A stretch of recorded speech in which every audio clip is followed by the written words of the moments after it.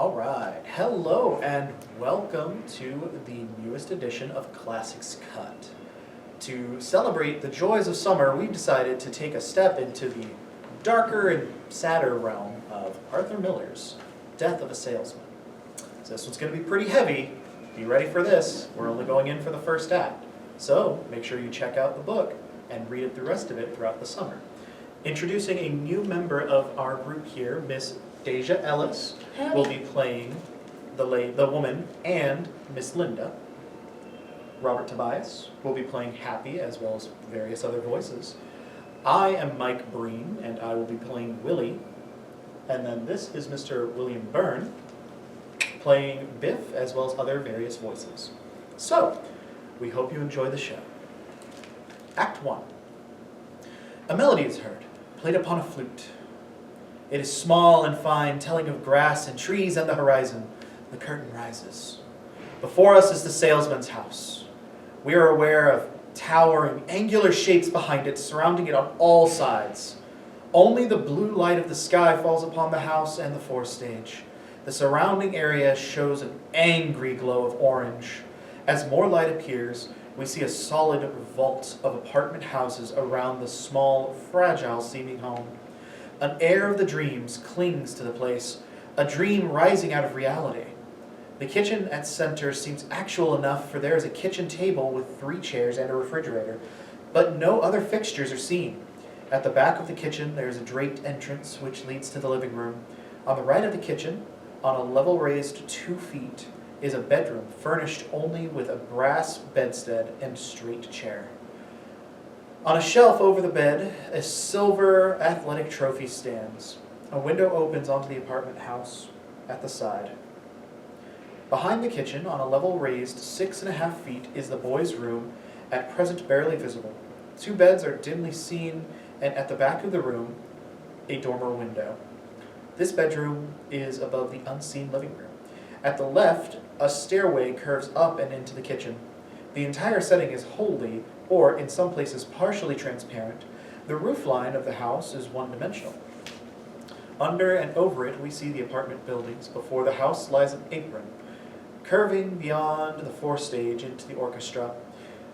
This forward area serves as the backyard as well as the locale of Willie's imaginings and of his city scenes.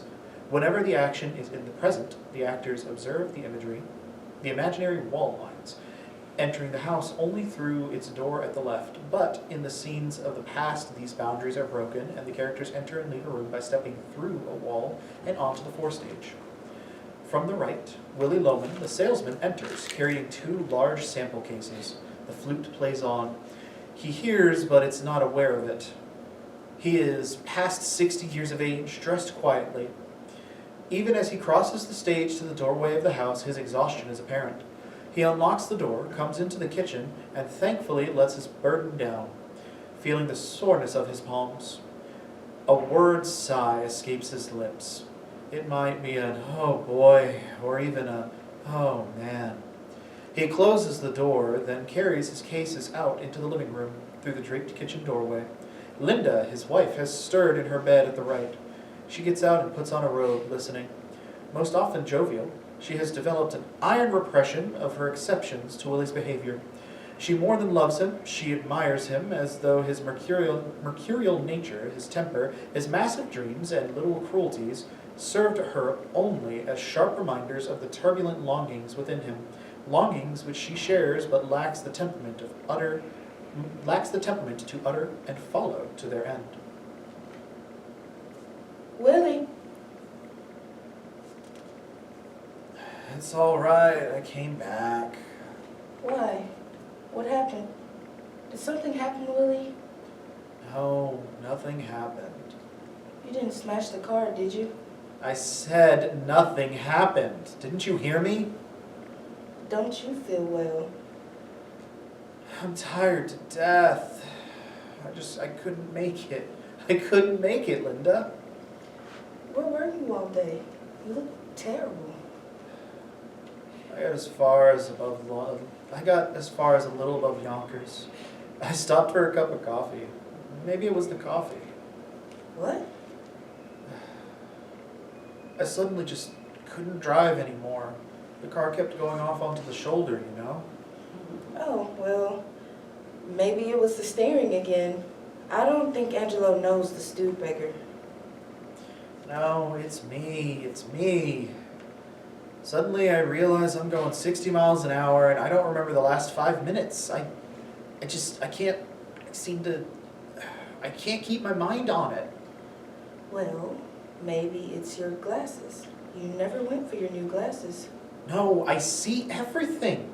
I came back 10 miles an hour. It took me nearly 4 hours from Yonkers. Well, you just have to take a rest then, Willie. You can't continue this way. I just got back from Florida. But you didn't rest your mind. Your mind is overactive, and the mind is what counts, dear. I'll start out in the morning. Maybe I'll feel better in the morning. These goddamn arch supports are killing me. Take an aspirin. Should I get you an aspirin? It'll soothe you. I was driving along, don't you understand? And I was fine. I was even observing the scenery. You can imagine me looking at the scenery on the side of the road every week of my life. But it's so beautiful up there, Linda. The trees are so thick and the sun is warm. I opened the windshield and just let the warm air bathe over me. And then all of a sudden, I'm going off the road. I'm telling you, I absolutely forgot I was driving. If I'd had gone the other way on the white line, I might have killed somebody. So I went again. And 5 minutes later, I'm dreaming again and nearly. I have such thoughts. I have such strange thoughts. Willie, dear, maybe you should talk to them again. There's no reason why you can't work in New York. They don't need me in New York. I'm the New England man. I'm vital in New England. But you're 60 years old. They can't expect you to keep traveling every week. I'll have to send a wire to Portland. I'm supposed to see Brown and Morrison tomorrow morning at 10 o'clock to show the line. God damn it, I could sell them! Why don't you go down to the place tomorrow and tell Howard you simply got to work in New York? You're too accommodating, dear. If old man Wagner was alive, I'd have been in charge of New York by now. That man was a prince. He was a masterful man. But that boy of his, that Howard, he doesn't appreciate. When I went north the first time, the Wagner Company didn't know where New England was. So why don't you tell those things to Howard, dear? No, I will. I definitely will. Is there any cheese? I'll make you a sandwich. No, go to sleep. I'll make some milk. I'll be right up right away. Are the boys in? They're sleeping, actually. Happy took Biff on a date tonight. That's so. It was so nice to see them shaving together, one behind the other in the bathroom, and going out together. You notice? The whole house smells like shaving lotion. Figure it out. Work a lifetime to pay off a house, you finally own it, and there's nobody to live in it. Well, dear, life is a casting off. It's always that way. No. Some people accomplish something. Did Biff say anything after I went this morning? Well, you shouldn't have criticized him, Willie, especially after he just got off the train. You mustn't lose your temper with him, you know. When the hell did I lose my temper? I simply asked him if he was making any money. Is that criticism? But dear, how could he make any money? There's such an undercurrent in him. He became a moody man. Did I apologize when I left this morning? He was crestfallen, Willie. You know how he admires you. I think if he finds himself, then you'll both be happier and not fight anymore. How can he find himself on a farm? Is that a life? A farmhand? In the beginning, when he was young, I thought, well, a young man, it's good for him to tramp around, take a lot of different jobs. But it's more than 10 years now, and he's yet to make $35 a week. He's finding himself, Willie. Not finding yourself at the age of 34 is a disgrace.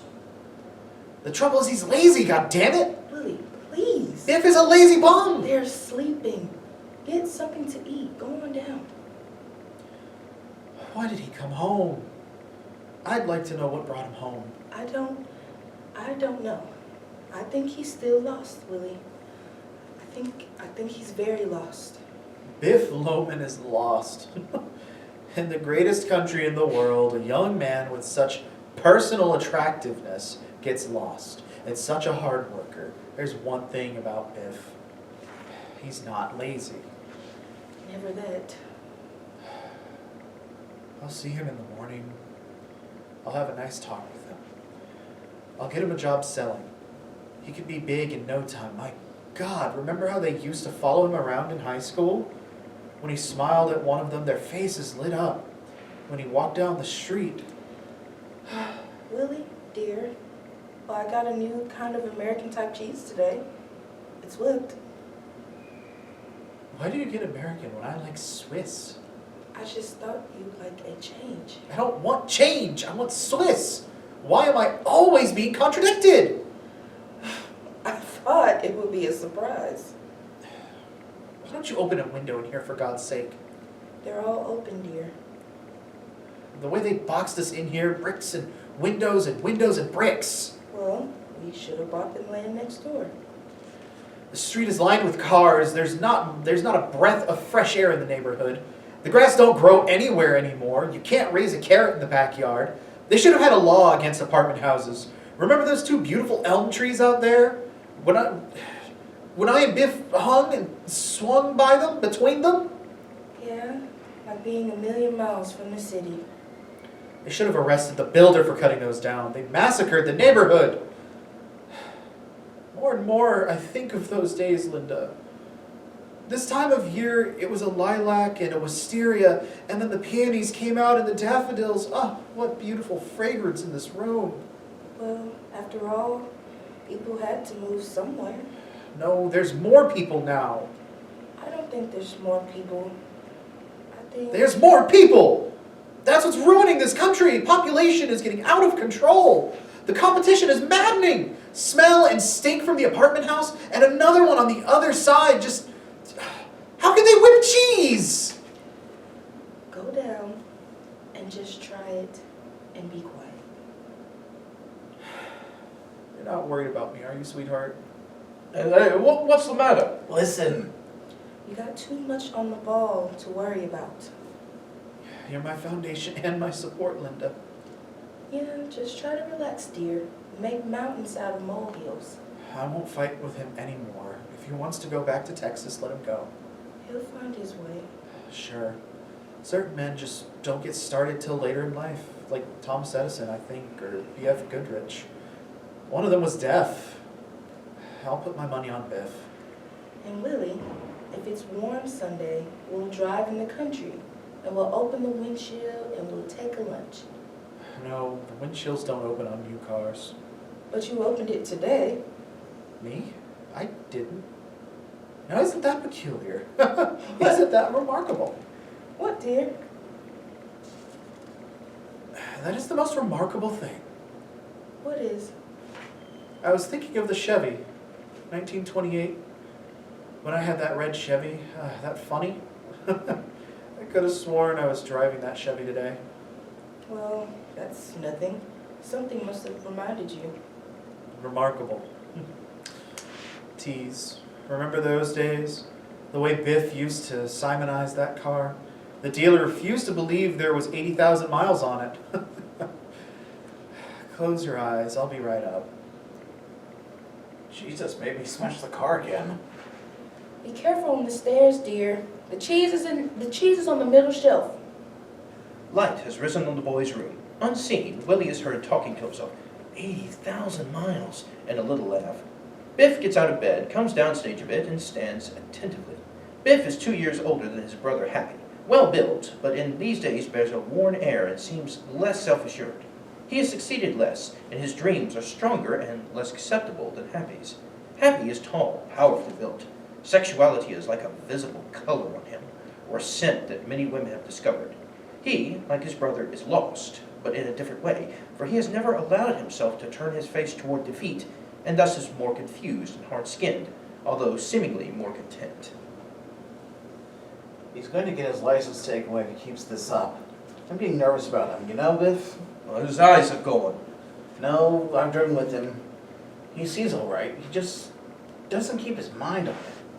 I drove into the city with him last week. He stops at a green light and turns red and goes. Maybe he's colorblind.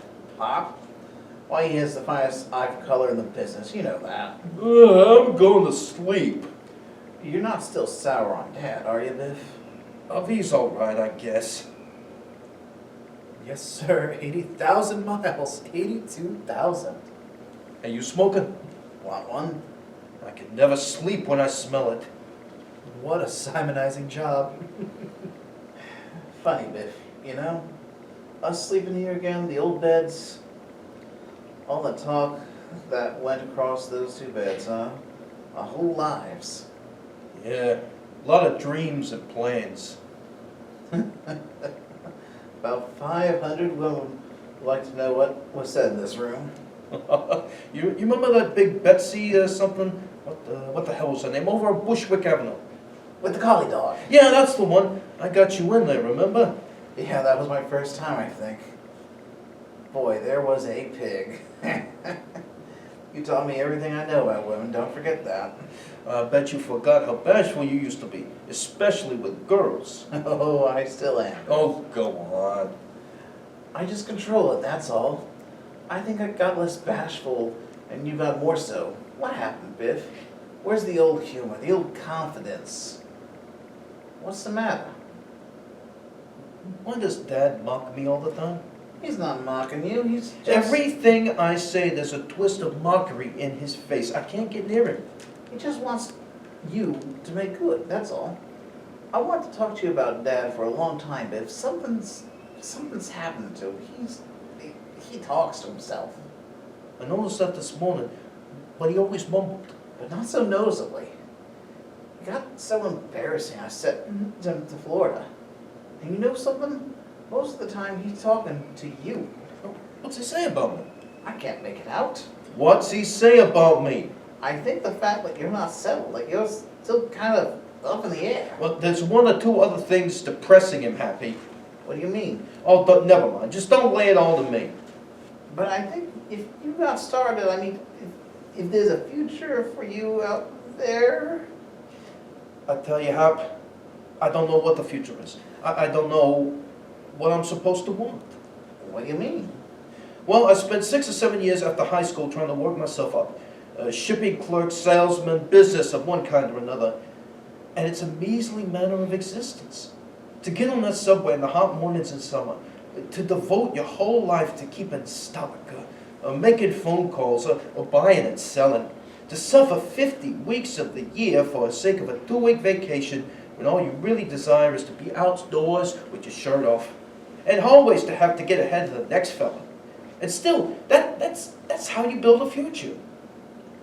Well, you really enjoy it on the farm? Are you content out there? I've had 20 or 30 different kinds of jobs since I left home before the war, and it always turns out the same. I just realized it lately. In Nebraska when I herded cattle, in the Dakotas, in Arizona, and now in Texas. That's why I came home now, I guess, because I realized it. That this farm I work on, it's spring there now, see? And they've got about 15 new colts. There's nothing more inspiring or beautiful than the sight of a mare and a new colt. And it's cool there now, you see? Texas is cool now, and it's spring. And whenever spring comes to where I am, I suddenly get the feeling, my God, I'm not getting anywhere. What the hell am I doing playing around with horses? $28 a week. I'm 34 years old. I ought to be making my future. That's when I come running home. And now I get here, and I don't know what to do with myself. I've always made a point of not wasting my life, and every time I come back here, I know that all I've done is to waste my life. You're a poet, you know that, Biff. You're an idealist. Nah, I'm mixed up very bad. Maybe I ought to get married. Maybe I ought to get stuck into something. Maybe that's my trouble. I'm like a boy. I'm not married, I'm not in business, I'm like a boy. Are you content, Hank? You're a success, aren't you? Are you content? Hell no. Why? You're making money, aren't you? All I can do now is wait for the merchandise manager to die. And I'm supposed to be merchandise manager. He's a good friend of mine. He just built a terrific estate up there in Long Island. And he lived there about 2 months and sold it. and now he's building another one. He can't enjoy it once it's finished. And I know that's just what I would do. I don't know what the hell I'm working for. Sometimes I sit in my apartment all alone and I think the rent I'm paying, and it's crazy. But then it's what I always wanted to do. My own apartment, car, plenty of women, and still, god damn it, I'm lonely.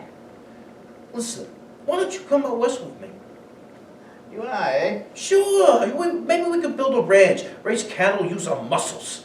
Men built like we are should be out working in the open. The Loman brothers, huh? Sure, we'd be known all over the counties. That's what I'm dreaming about, Biff. Sometimes I just want to rip my clothes off in the middle of the store and outbox that goddamn merchandise manager. I mean, I can outbox, outrun, outlift anybody in the store. I just have to take orders from those common petty sons of bitches I can't stand anymore. I'm telling you, kid, if you were with me, I'd be happy out there. See, Biff, everybody around me is so false. I'm completely considering constantly lowering my ideals. Baby, together we'd stand up for one another. We'd have someone to trust. If I were around you, The trouble is we weren't brought up to grub for money. I don't know how to do it. now can I. Well, then let's go. The only thing is, what can you make out there? But look at your friend. Builds an estate and then hasn't the peace of mind to live in it. Yeah, but that's when he walks into the store and waves part in front of us. That's $52,000 a year coming through the revolving door. And I got more in my pinky finger than he has in his head. Yeah, but you just I said... gotta show some of those pompous, self-important executives what that Hap Lumen can make look great. I want to walk into the store where he walks. Then I'll go with you, Biff. We'll be together yet, I swear. But those two we had tonight, now, weren't they gorgeous creatures? Yeah, most gorgeous I've had in years. I get that anytime I want, Biff. Whenever I feel disgusted. The only trouble is, it just gets like bowling or something. I just keep knocking them over and it doesn't mean anything. You still run around a lot? Nah. You know, I'd like to find a girl. Steady. Somebody with substance. That's what I long for. Go on, you'd never come home. I would.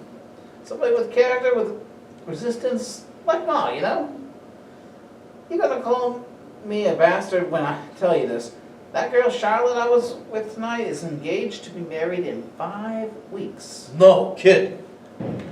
Sure, the guy's in line for the vice presidency of the store. I don't know what gets into me. Maybe I just an overdeveloped sense of competition or something. But I went and ruined her, and furthermore, I can't get rid of her. And he's the third executive I've done that to. Isn't that a crummy characteristic? And to top it all off, I'm going to their wedding. Like I'm not supposed to take bribes. Manufacturers offer me $100 bill now and then to throw an order their way. You know how honest I am, but it's like the girls, see? I hate myself for it because I don't want the girl and still I take it and I love it. Oh, let's go to sleep. I guess we didn't settle anything, eh? I just got one idea that I think I'm gonna try. What's that? You remember Bill Oliver? Sure, Oliver's very big now. You want to work for him again? No, but when I quit, he said something to me. He put his arm on my shoulder and said, Biff, if you ever need anything, come to me. I remember that. That sounds good. I think I'll go see him. If I could get 10,000 or even 7 or 8,000, I could build a beautiful ranch. I bet he'd back you. Because he thought highly of you, Biff. I mean, they all do. You're well liked, Biff. That's why I say come back here. We both have the apartment. I'm telling you, Biff, any babe you want. Nah, with a ranch, I could do the work I like and still be something. I just wonder, though. I wonder if Oliver still thinks I stole that cotton of basketballs. I probably forgot about that a long time ago. It's almost 10 years. You're too sensitive. Anyway, He didn't really fire you. Well, I think he was going to. I think that's why I quit. I was never sure whether he knew or not. I know he thought the world of me, though. I was the only one he let lock up the place. You gonna wash the engine, Biff? Shh. You hear that? Doesn't he know Mom can hear that? Don't get your sweater dirty, Biff. Isn't it terrible? Don't leave again, will you? You'll find a job here. You gotta stick around. I know what they'll do about him. It's getting embarrassing. What a Simonizing job. Mom's hearing that. No kidding, Biff. You got a date? Wonderful. Go on to sleep, but talk to him in the morning, will you? Oh, with her in the house. Brother! I wish you'd have a good talk with him. That's selfish, stupid. Shh. Sleep, Biff. Their lights out. Well before they have finished speaking, Willie's form is seen dimly below in the darkened kitchen. He opens a refrigerator, searches in there, and takes out a bottle of milk. The apartment houses are fading out, and the entire house and surroundings become covered with leaves. Music insinuates itself as the leaves appear. Just want to be careful with those girls, Biff. That's all. Don't make any promises. No promises of any kind. Because a girl, you know, they always believe that what you tell them. And you're very young, Biff. You're too young to be talking seriously to girls. Light rises on the kitchen. Willie, talking, shuts the refrigerator door and comes downstage to the kitchen table. He pours milk into a glass. He is totally immersed in himself, smiling faintly. Too young entirely, Biff. You want to watch your schooling first. Then, when you're all set, there'll be plenty of girls for a boy like you. He smiles broadly at a kitchen chair. Is that so? The girls pay for you? Boy, you must really be making a hit. Willie is gradually addressing, physically, a point off stage, speaking through the wall of the kitchen, and his voice has been rising in volume to that of a normal conversation. I've been wondering why you polish the car so careful. Don't leave the hubcaps, boys. Get the chamois to the hubcaps. Happy, use newspaper on the windows. It's the easiest thing. Show them how to do it, Biff. You see, Happy? Pad it up. Use it like a pad. That's it. That's it. Good work. You're doing all right, Hap. He pauses and nods in appreciation, in approbation for a few seconds, then looks upward. Biff, first thing we gotta do when we get time is clip that big branch over the house. I'm afraid it's gonna fall in a storm and hit the roof. I'll tell you what, we get a rope and sling her around, and then we climb up there with a couple of saws and take her down. As soon as you finish the car, boys, I want to see you. I got a surprise for both of you. What you got, Dad? No, you finish first. Never leave a job till you're finished, remember that. Biff, up in Albany, I saw a beautiful hammock. I think I'll buy it next trip, and we'll hang it right between those elms. Wouldn't that be something? Just swinging under those branches? Oh boy, that would be. Young Biff and young Happy appear from the direction Willie was addressing. Happy carries rags and a pail of water. Biff, wearing a sweater with a block S, carries a football. How's that, Pop? Professional? Terrific. Terrific job, boys. Good work, Biff. What's the surprise, Pop? In the back seat of the car. Boy. What is it, Dad? Tell me, what'd you buy? Never mind. Something I want you to have. Hey, what is it, Hap? It's a punching bag. Oh, Pop! It's got Gene Tunney's signature on it. Gee, how'd you know we wanted a punching bag? Well, it's the finest thing for the timing. I'm losing weight. You notice, Pop? Jumping rope is good too. Did you see the new football I got? Where'd you get a new ball? The coach told me to practice by passing. That's so. And he gave you the ball, Well, I borrowed it from the locker room. huh? I want you to return that. I told you you wouldn't like it. Well, I'm bringing it back. Okay, sure. He's got to practice with a regulation ball, doesn't he? The coach will probably congratulate you on your initiative. Oh, he keeps congratulating my initiative all the time, Pop. That's because he likes you. If someone else took that ball, there'd be an uproar. So what's the report, boys? What'd you go Where'd you go this time, Dad? Gee, we were lonesome for you. lonesome, huh? Missed you every minute.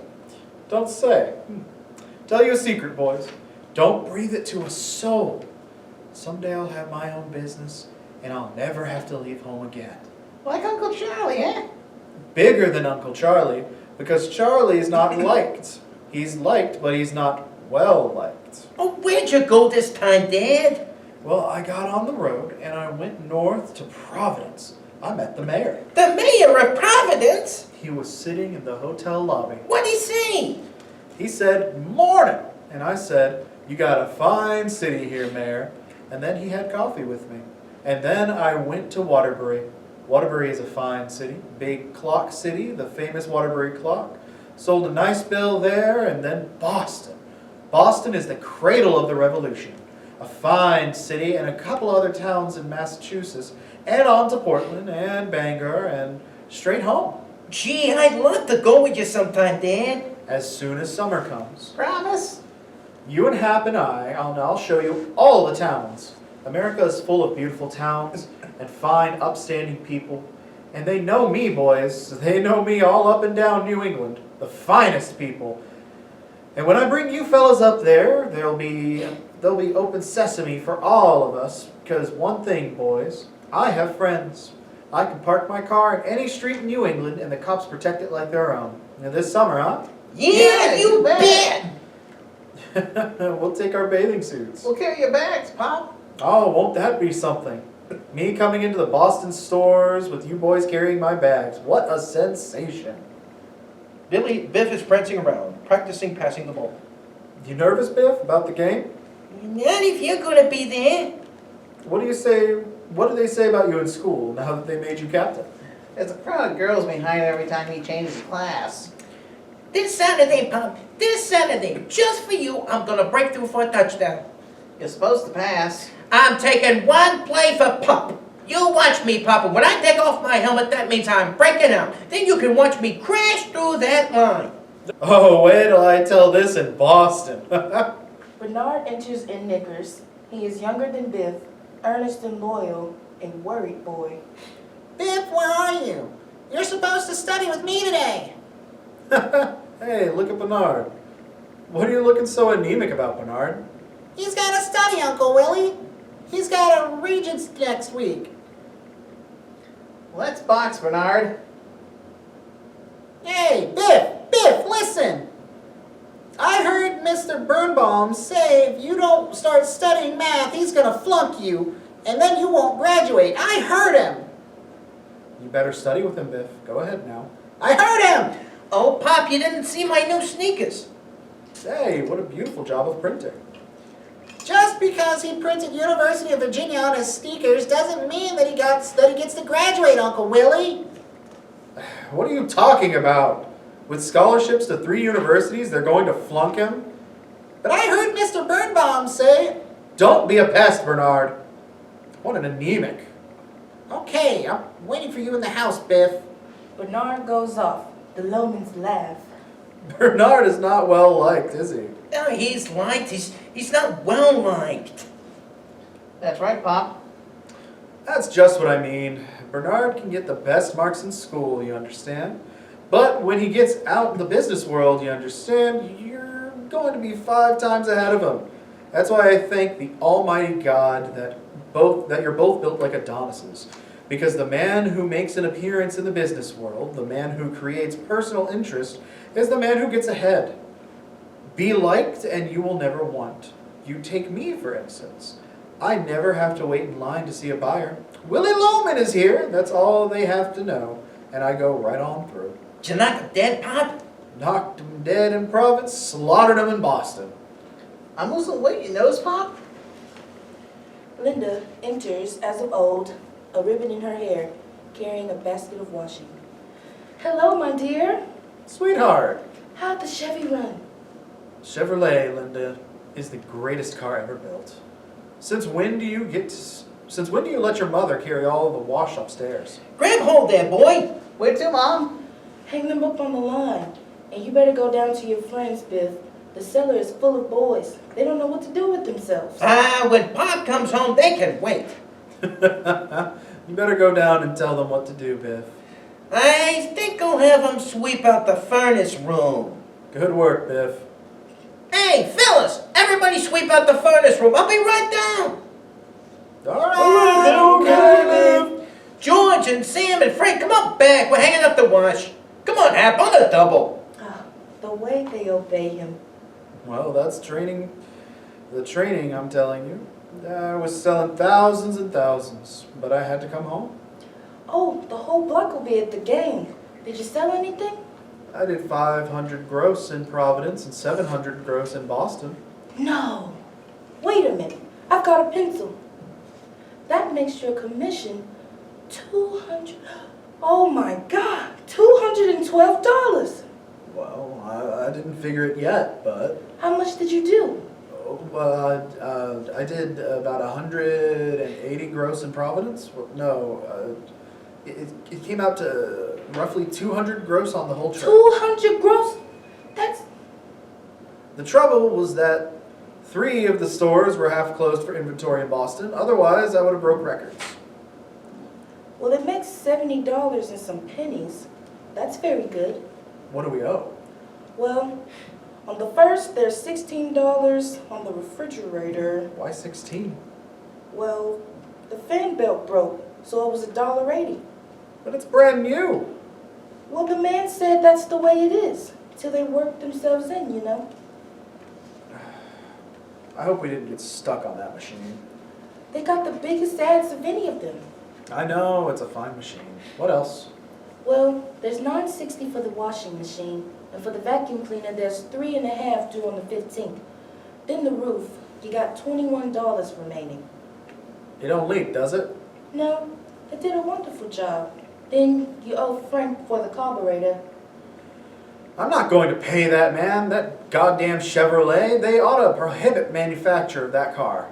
Well, you owe him $3.50, and odds and ends comes to around $120 by the 15th. $120. My God, if business don't pick up, I don't know what I'm gonna do. Well, next week you'll do better. Oh, I'll knock 'em dead next week. I'll go to Hartford. I'm very well liked at Hartford. You know, the trouble is, Linda, people don't seem to take to me. Oh, don't be foolish. I know it when I walk in. They seem to laugh at me. Why? Why would they laugh at you? Don't talk that way, Willie. I don't know about the reason for it, but they just pass me by. I'm just unnoticed. But you're doing wonderful, dear. You're making $70 to $100 a week. But I gotta be at 10, 12 hours a day.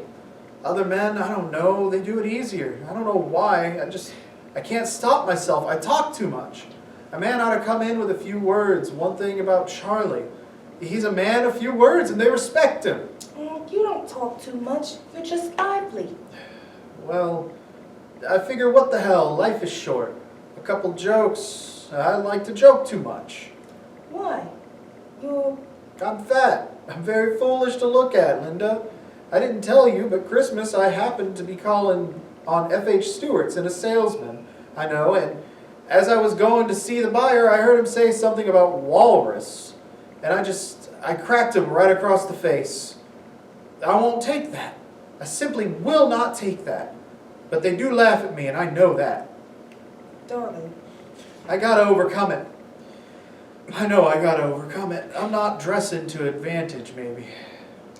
Willie, darling, you're the handsomest man in the world. Oh no, Linda. To me, you are the handsomest. From the darkness is heard the laughter of a woman. Willie doesn't turn to it, but it continues through Linda's lines.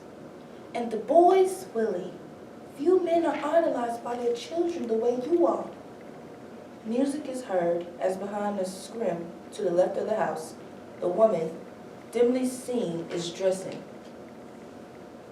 You're the best there is, Linda. You're a pal, you know that? On the road, I want to grab you sometimes and just kiss the life out of you. The laughter is loud now, and he moves into a brightening area at the left, where the woman has come from behind the scrim and is standing, putting on her hat, looking into a mirror, and laughing. Because I get so lonely, especially when business is bad and there's nobody to talk to. I get the feeling that I'll never sell anything again, and I won't make a living for you or a business for the boys. There's just so much I want to make for. Me? You didn't make me, Willie. I picked you. You picked me? You picked me? I did. I've been sitting at that desk watching all the salesmen go by, day in, day out. But you got such a sense of humor. And we do have such a good time together, don't we? Sure. Why do you have to go now? It's 2 o'clock. Oh, come on in. My sisters, I'll be scandalized. When you'll be back? Oh, about 2 weeks. Will you come up again? Sure thing. You do make me laugh. It's good for me. And I think you're a wonderful man. You picked me, huh? Sure. Because you're so sweet and such a kidder. Well, I'll see you next time I'm in Boston. I'll put you right through to the buyers. Well, right. Bottoms up. Just kill me, Willie. You kill me. And thanks for the stockings. I love a lot of stockings. Well, good night. Good night. And keep your pores open. Oh, Willie. The woman bursts out laughing, and Linda's laughter blends in. The woman disappears into the dark. Now the area at the kitchen table brightens. Linda is sitting where she was at the kitchen table, but now is mending a pair of her silk stockings. You are, Willie, the handsomest man. You've got no reason to feel that. I'll make it up to you, Linda. There's nothing to make up, dear. You're doing fine. Better than What's that? just mending my stockings. They're so expensive.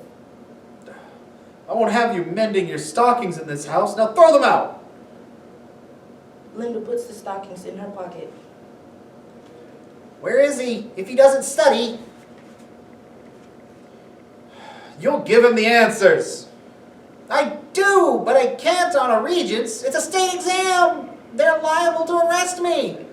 Where is he? I'll whip him up. I'll whip him up good. And he'd better give back that football, Willie. It's not nice. Biff, where is he? Why is he taking everything? He's too rough with the girls, Willie. All the mothers are afraid of him. I'll whip him up. He's driving the car without a license. The woman's laugh is heard. Shut up! All the mothers... Shut up! Mr. Birnbaum says he's all stuck up. Get out of here! If he doesn't buckle down, he'll flunk math.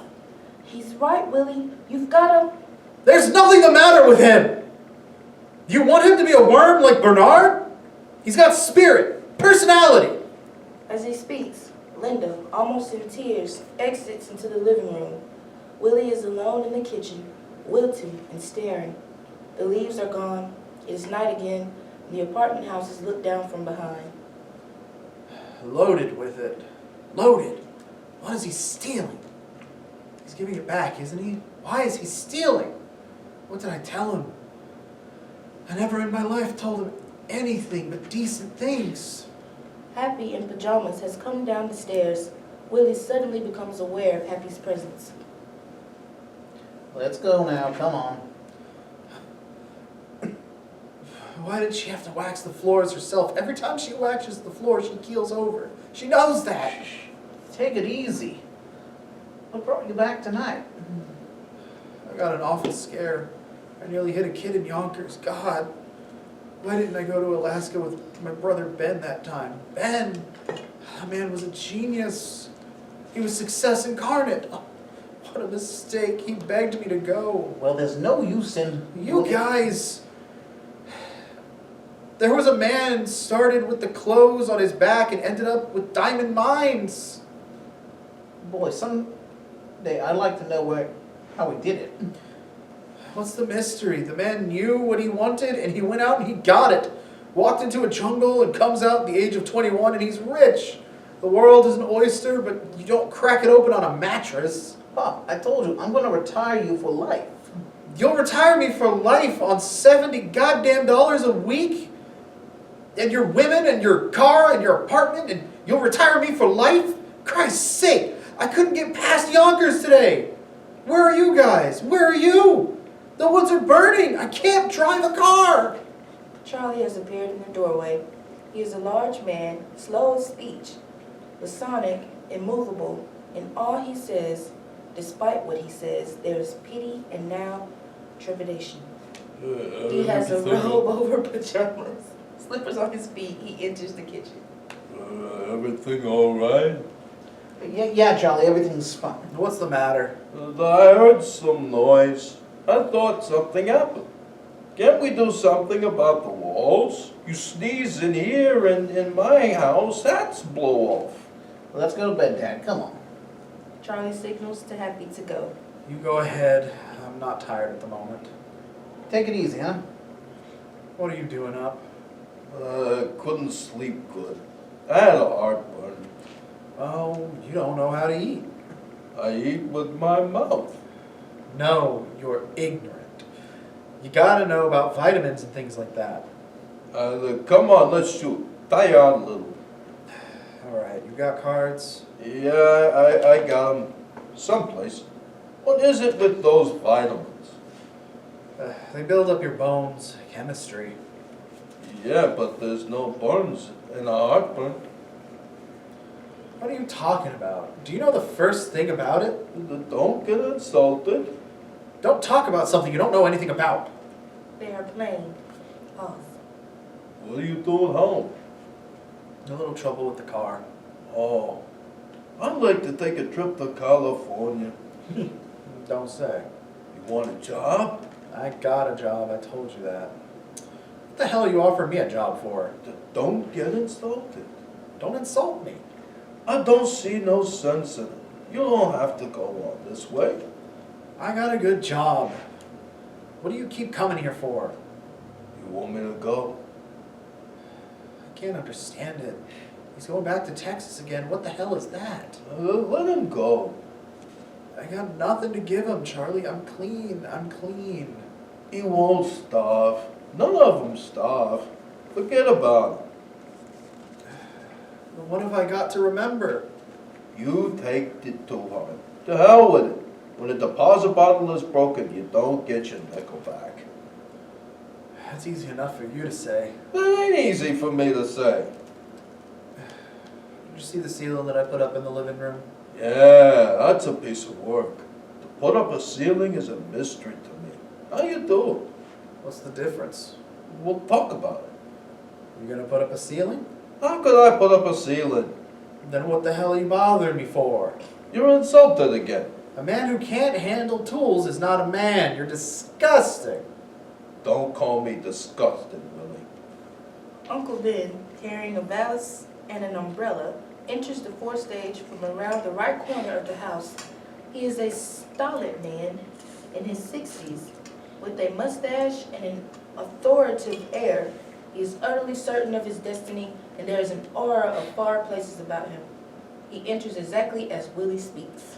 I'm getting awfully tired, Ben. Ben's music is heard. Ben looks around at everything. Oh, good. You keep playing, you'll sleep better. Hey, did you call me Ben? That's funny. For a second there, you reminded me of my brother Ben. I only have a few minutes.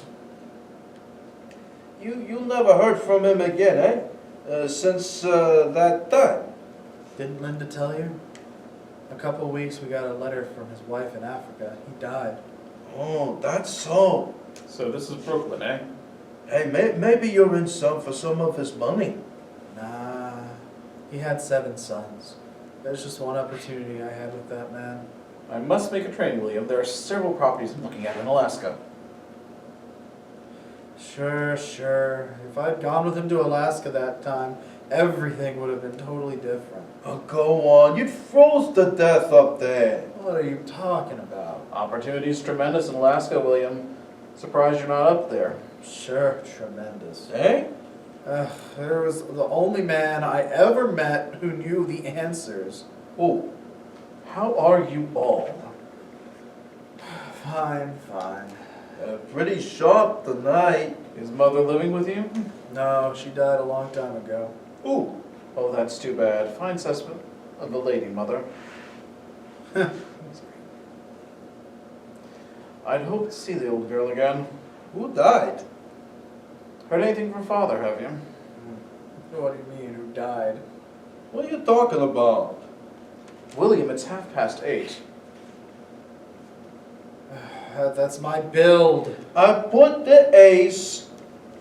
If you don't know how to play the game, I'm not going to throw my money away on you. It was my ace, for God's sake. I'm through! When did mother die? Long ago, since the beginning, you never knew how to play cards. All right. Next time I'll bring a deck with 5 aces.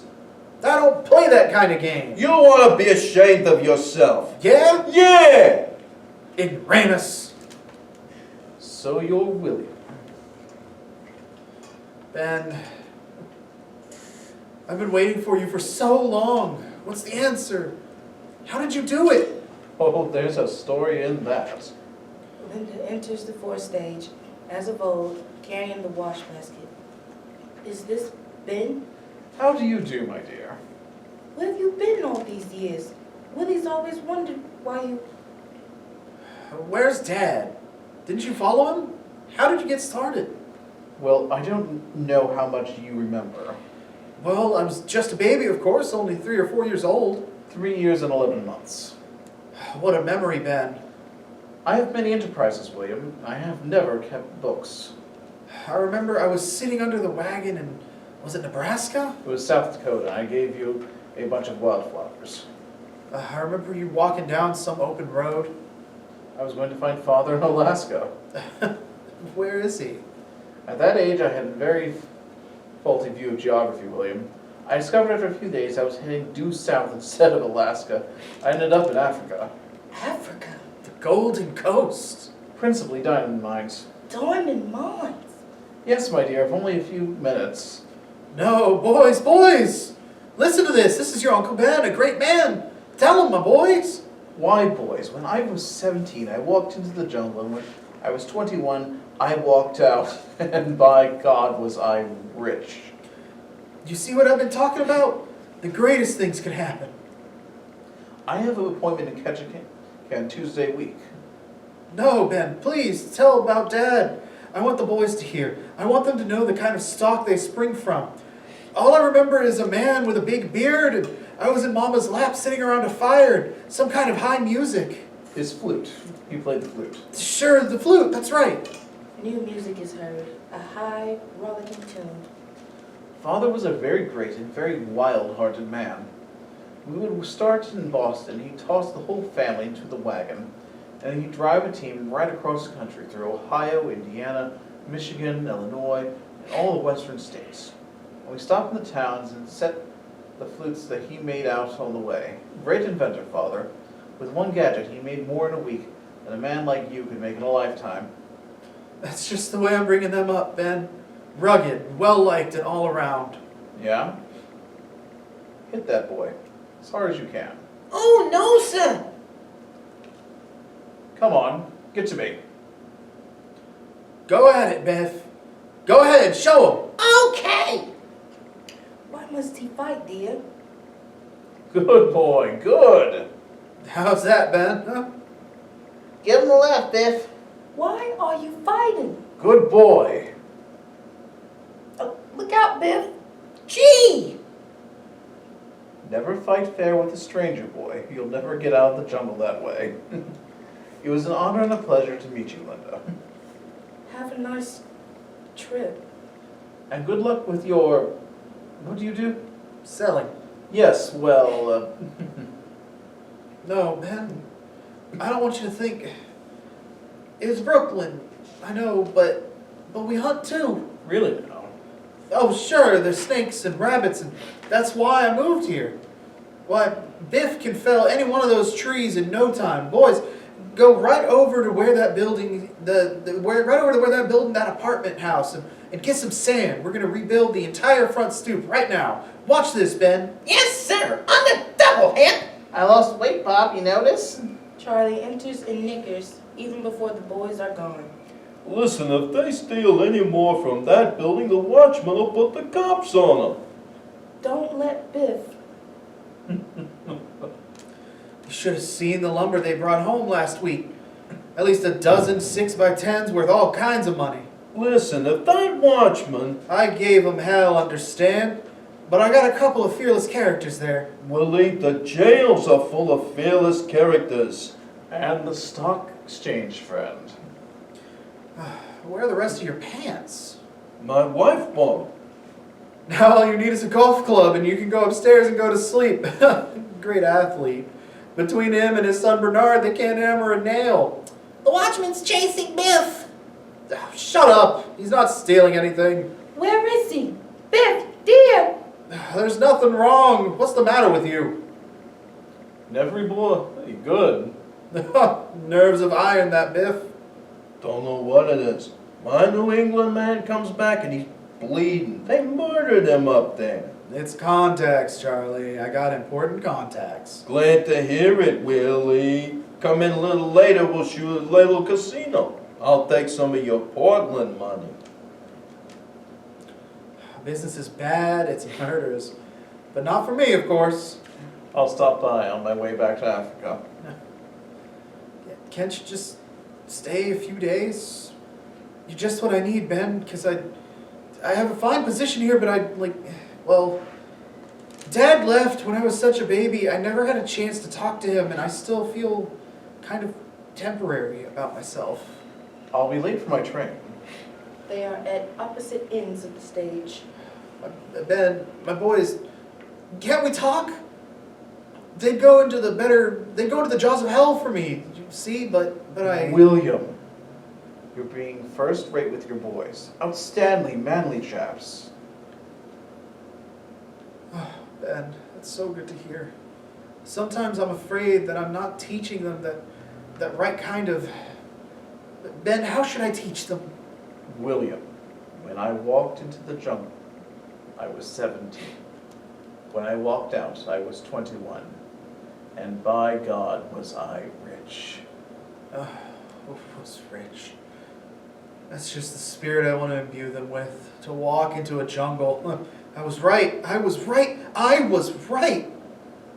Ben is gone, but Willie is still speaking to him as Linda, in nightgown and robe, enters the kitchen, glances around for Willie, then goes to the door of the house, looks out and sees him. Come down to his left, he looks at her. Willie, dear? Willie, I was right. did you have some cheese? It's very late, darling. Come to bed, eh? I gotta break your neck to see the star in this yard. You coming in? Whatever happened to that dine and watch fob? Remember when Ben came from Africa that time? Didn't he give me a watch fob with a diamond in it? You pawned it, dear. 12, 13 years ago. For Biff's radio correspondence course. What a beautiful thing. I'll take a walk. But you're in your slippers. I was right. I was. What a man. There was a man worth talking to, all right. But you're in your slippers, Willie. What is he doing out there? Shh! God almighty, Mom, how long has he been doing this? Don't. He'll hear you. What the hell is the matter with him? He'll pass by morning. Shouldn't we do anything? Oh, my dear. You should do a lot of things, but there's nothing to do, so go to sleep. I never heard him so loud, Mom. Well, come around more often. You'll hear him. Why didn't you ever write me about this, Mom? How would I write to you? Over 3 months, you had no address. I was on the move, but you know I thought of you all the time. You know that, don't you, pal? I know, dear. I know. But he likes to have a letter, just to know that there's a possibility for better things. He's not like this all the time, is he? It's when you come home, he's always the worst. When I come home? When you write you're coming, he's all smiles and talks about the future, and he's just wonderful.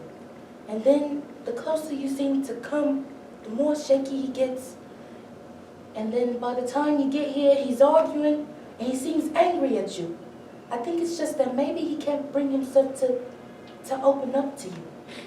Why are you so hateful to each other? Why is that?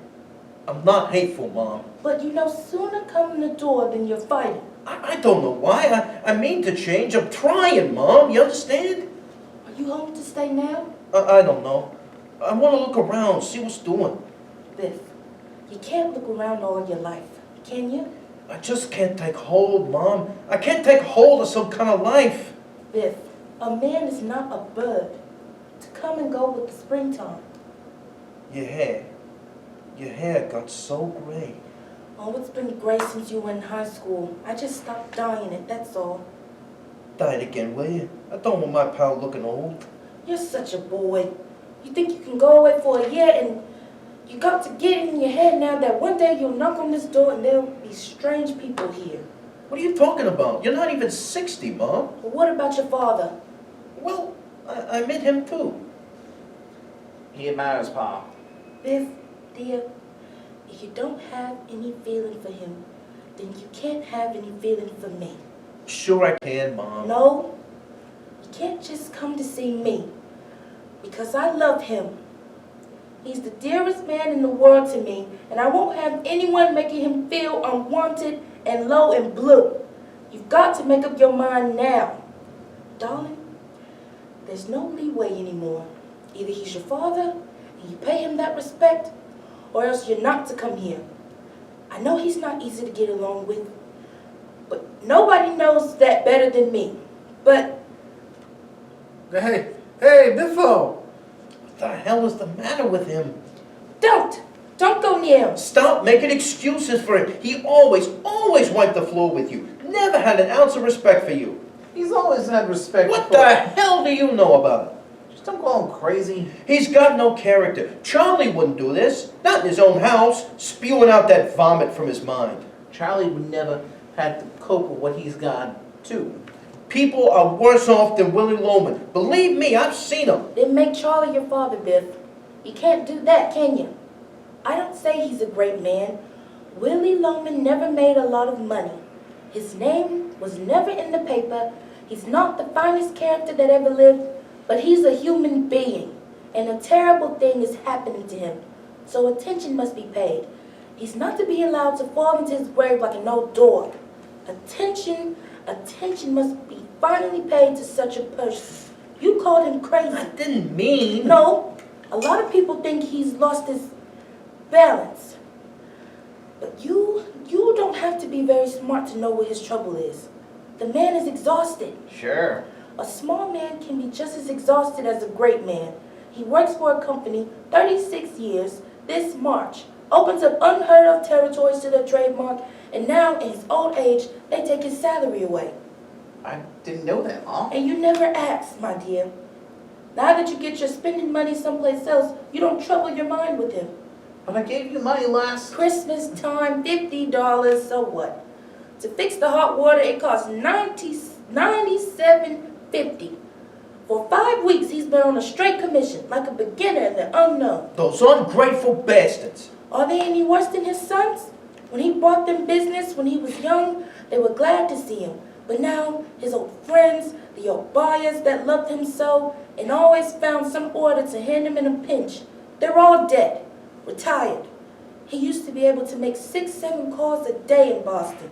Now he takes his valises out of the car and puts them back and takes them out again, and he's exhausted.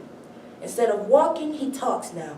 He drives 700 miles, and when he gets there, no one knows him anymore. No one welcomes him.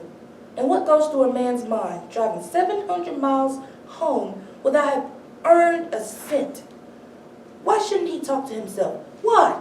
When he has to go to Charlie and borrow $50 a week and pretend to me that it's his pay? How long can that go on? How long? You see what I'm sitting here and waiting for? And you tell me he has no character? That man who never worked a day, but for your benefit? When does he get the medal for that? Is this his reward? To turn around at the age of 63 and find his sons who he loved better than his life, one a philandering bum? Ma! That's all you are, my baby. And you, what happened to the love you had for him? You were such pals. How you used to talk to him on the phone every night. How lonely he was till he could come home to you. All right, Mom, I'll live here in my room and I'll get a job. I'll keep away from him, that's all. No, Biff. You can't stay here and fight all the time. He threw me out of this house, remember that? Why did he do that? I never knew why. Because I know he's a fake and he doesn't like anybody around who knows. Why a fake? In what way? What do you mean? Just don't lay it at my feet. It's between me and him. That's all I have to say. I'll chip in from now on. He'll settle for half my paycheck. He'll be all right. He I'm won't going to be bed. all right. I hate this city and I'll stay here. Now what do you want? He's dying, Biff. Why is he dying? He's been trying to kill himself. How? I live from day to day. What are you talking about? Remember, I wrote you that he smashed up the car again in February? Well, The insurance inspector came. He said that they have evidence that all these accidents in the last year weren't just accidents. how can they tell that? That's a lie. It seems there's a woman, What woman? and this woman... What? Nothing. Nothing. Go ahead. What did you say? Nothing. I just said, what woman? What about her? Well, it seems she was walking down the road and saw his car. She says that he wasn't driving fast at all and that he didn't skid. She says he came to the little bridge and then deliberately smashed into the railing, and it was only the shallowness of the water that saved him. Oh no. He probably just fell asleep again. I don't think he fell asleep. Why not? Last month... Oh, boys, it's so hard to say a thing like this. He's just a big, stupid man to you. But I tell you, there's some more good in him than in many other people. I was looking for a fuse. The lights blew out, and I went down the cellar, and behind the fuse box, it just happened to fall out. It was a length of rubber pipe just short. No kidding. There's a little attachment on the end of it. I knew right away. And sure enough, on the bottom of the water heater, there's a new little nipple on the gas pipe. That jerk. Did you have it taken off? I'm ashamed to. How can I mention it to him? Every day I go down and take away that little rubber pipe, but when he comes home, I put it back where it was. How can I insult him that way? I don't know what to do. I live from day to day, boys, I tell you. I know every thought in his mind. It sounds so old-fashioned and silly, but I tell you, he put his whole life into you, and you turned your backs on him. Biff, I swear to God, Biff, his life is in your hands. How do you like that, damn fool? Okay, all right, pal, all right. So all settled now. I've been remiss, I know that, Mom. But now I'll stay, and I swear to you, I'll apply myself. It's just, you see, Mom, I don't fit in business. Not that I won't try. I'll try, and I'll make good. Sure you will. The trouble with you in business was you never try to please people. I know, Like when I worked for Harrison, Bob Harrison said you were tops, and you go and do some damn fool thing like whistling whole songs in the elevator like a comedian. So what? I like to whistle sometimes. You don't raise a guy to a responsible job who whistles in the elevator. Well, don't argue about it now. Like when you go off and swim in the middle of the day instead of taking the line around. Well, don't you run off. You take off sometimes, don't you? On a nice summer day? Yeah, but I cover myself. Boys, If I want to take a fade, the boss can call any number where I'm supposed to be, and they'll swear to him that I just left. I'll tell you something I hate to say, Biff, but in the business world, some of them think you're crazy. Screw the business world. All right, screw it. Great, but cover yourself. Hap, I don't care what they think. They left it there for years, and you know why? Because we don't belong in this nut house of a city. We should be mixing cement on some open plain or carpenters. A carpenter is allowed to whistle. Willie walks in from the entrance of the house at left. Even your grandfather was better than a carpenter. You never grew up. Bernard doesn't know how to whistle in the elevator, I assure you. Yeah, but you do, Pop. I never in my life whistled in an elevator. And who in the business world thinks I'm crazy? I didn't mean it like that, Pop. No, don't make a whole thing of it, will you? You go back to the West, be a carpenter, a cowboy, whatever, enjoy yourself. Willie, he was just saying... I heard what he said. Hey, Papa, come on now. It's just, you know. They laugh at me, huh? Go to Philline's, go to the Hub, Go to Slattery's, Boston. Call out the name Willie Loman and see what happens, big shot. All right, Pop. Big. All right. Why do you always insult me? I didn't say a word. Did I say a word? You didn't say anything, Willie. All right, good night, good night. Willie, dear, he just decided. If you get tired of hanging around tomorrow, paint the ceiling I put up in the living room. I'm leaving early tomorrow. He's going to see Billy Oliver, Pop. Oliver, for what? He always said he'd thank me. I'd like to go into business, so maybe I can take him up on it. And isn't that wonderful? Don't interrupt. What's wonderful about it? There's 50 men in the city of New York who'd stake him. Sporting goods? I guess so. I mean, I know something about it, and He knows something about it. Oh, you know sporting goods better than Spalding, for God's sake. How much is he giving you? I don't know. I haven't even seen him yet, but... Then what are you talking about? Well, all I said was I was gonna see him, that's all. Ah, you're counting your chickens again. Oh, Jesus, I'm going to sleep. Don't curse in this house. Sid, when did you get so clean? Wait up. Don't use that language to me. I won't have it. Wait a minute! I got an idea. I got a feasible idea. Come here, Biff, let's talk over this now. Let's talk some sense here. When I was down in Florida last time, I thought I had a great idea of selling sporting goods. It just came to me. You and I, Biff, we take a line, the Loman line. We train a couple of weeks, put a couple of expeditions, see? That's an idea. Wait, we formed 2 basketball teams, see? 2 water polo teams. We play each other. It's $1 million worth of publicity. 2 brothers, see? The Loman brothers, displayed in the Royal Palms, all the hotels. The banners over the ring in the basketball court, Loman brothers.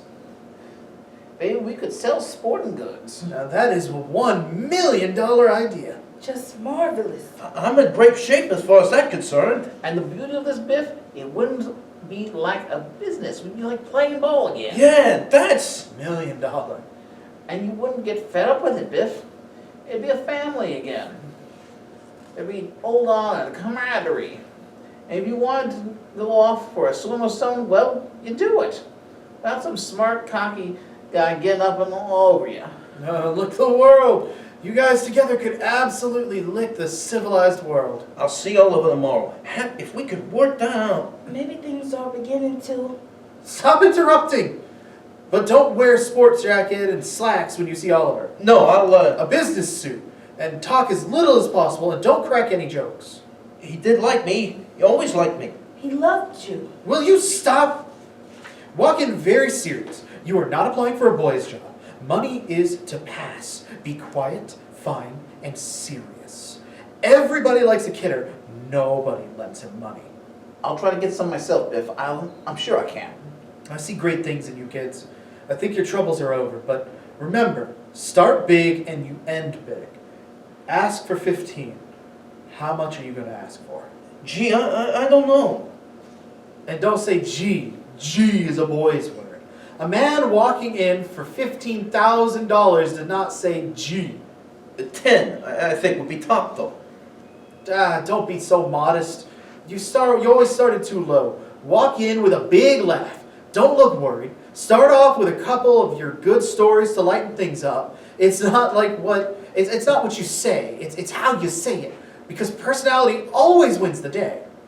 Oliver always thought the highest of Will him. you let me talk? Don't yell at her, Pop, will you? I was talking, wasn't I? I don't like you yelling at her all the time, and I'm telling you, that's all. What are you talking? What are you taking over this house? Willie. Don't take his side all the time, goddammit. Stop yelling at her! Give my best to Bill Oliver. He may remember me. What'd you have to stop that for? You see how sweet he was as soon as you talked, hopefully? Come up and say goodnight to him. Don't let him go to bed that way. Come on, Biff. Let's buck him up. Please, dear. Just say goodnight. It takes so little to make him happy. Come on. Your pajamas are hanging in the bathroom, Willie. What a woman. They broke the mold when they made her. You know that, Biff. He's off salary. My God, working on commission. Well, let's face it. He's No hotshot selling man, except that sometimes you have to admit, he's a sweet personality. Look, lend me $10, will you? I want to buy some new ties. I'll take you to a place I know. Beautiful stuff. Wear one of my striped shirts tomorrow. She got gray. Mom got awful old. Gee, I'm gonna go in tomorrow, to Oliver tomorrow and knock him for, Come on up. Tell that to Dad. Let's give him a whirl. Come on. you know, with $10,000, boy! That's the talk, Biff. That's the first time I've heard the old confidence out of you. You're gonna live with me, kid. Any baby you want, just say the word. Willie, can you do anything about the shower? It drips. All of a sudden, everything falls to pieces. Goddamn plumbing ought to be sued those people. I hardly finished putting in the thing. I'm just wondering if Oliver will remember him. You think he might? Remember him? What's the matter with you? Are you crazy? If he'd have stayed with Oliver, he'd be on top by now. Wait till Oliver gets a look at him.